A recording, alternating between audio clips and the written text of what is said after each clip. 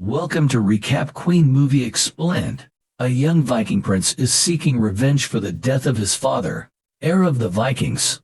In search of what was taken from him, a father, a mother, and a kingdom, Prince Amleth, the mistreated son of King Aur von Raven, travels to chilly, windswept Iceland.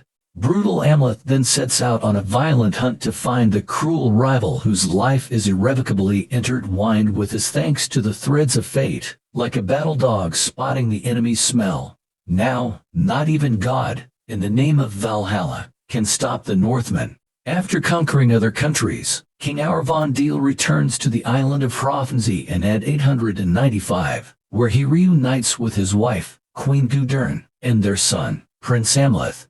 The two take part in a spiritual ceremony under the direction of Aur von jester, Heimer, to get Amleth ready for his eventual ascension. The following morning, the bastard brother of Aur von Fjolnir, kidnaps Gudrun and kills the monarch. Amleth escapes by boat, vowing retribution. Amleth lives as a berserker with a group of Vikings years later. The seeress tells Amleth that he will soon exact revenge on Fjolnir, and that his path is entwined with a maiden king after they meet in the temple of Svetavid during an attack in Gardariki. Amleth discovers that Fjolnir is in exile in Iceland after being deposed by Harald of Norway.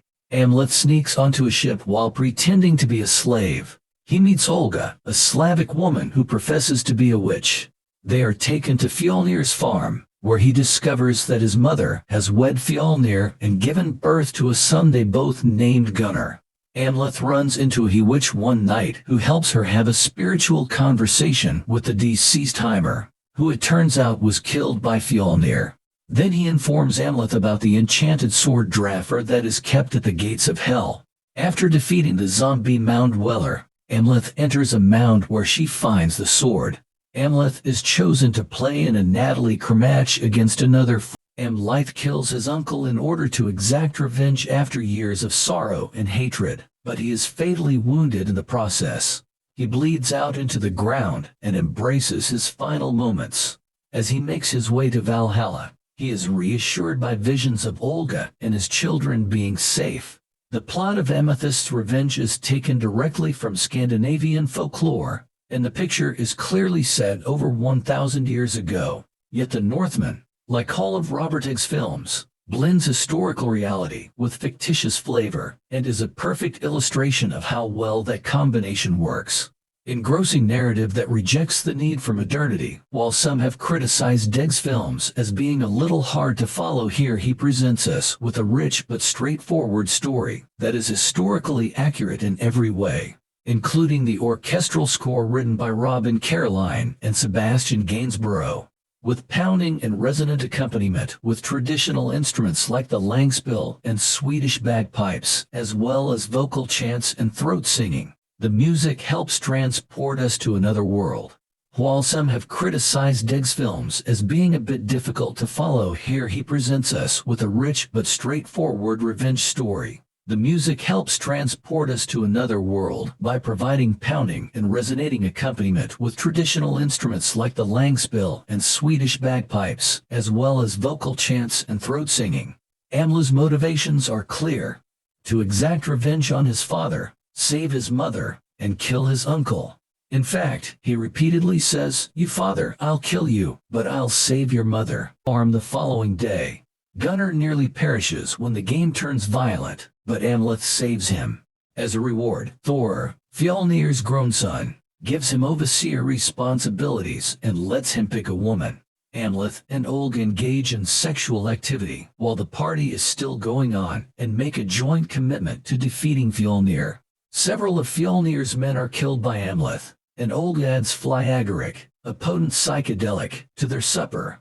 Amleth is able to enter Fjolnir's home because, to the ensuing confusion, he runs into his mother, who tells him that Amleth was conceived through rape and that she was originally sold into slavery. She admits that she wanted Aur von and Amleth killed. She makes an attempt to attract Amleth but is unsuccessful. Amleth kills Thor out of wrath and takes his heart. Gudrun reveals to Fjolnir who Amleth really is and orders him to kill him. Olga is in danger of being killed by Fjolnir, but Amleth offers to exchange her life for Thor's heart. Amleth is unbound by a swarm of crows after receiving a brutal beating. Olga saves Amleth, and the two make their getaway via boat. In a vision, Amleth learns Olga is expecting twins, one of whom will grow up to be the maiden king foretold by the seeress. Despite Olga's warnings, Amleth decides to kill his uncle and jumps overboard out of fear for the safety of his children. Amleth frees the slaves at the farm and murders the majority of Fjolnir's warriors. Amleth is attacked by his mother while she searches for Fjolnir and is killed by Draffer. Amleth is attacked by Gunnar, who repeatedly stabs him in the back before Amleth ends his life. After learning that his wife and son are dead, Fjolnir instructs Amleth to meet him at the gates of Hel, the critter of the volcano Hekla, so they can settle the dispute using Holmgang. Amleth and Fjolnir fight viciously with swords at the volcano. Amleth is fatally wounded, and Fjolnir is beheaded. Amleth sees Olga holding their twin children in the future as he lies dying, and then a Valkyrie appears to carry him through the gates of Valhalla.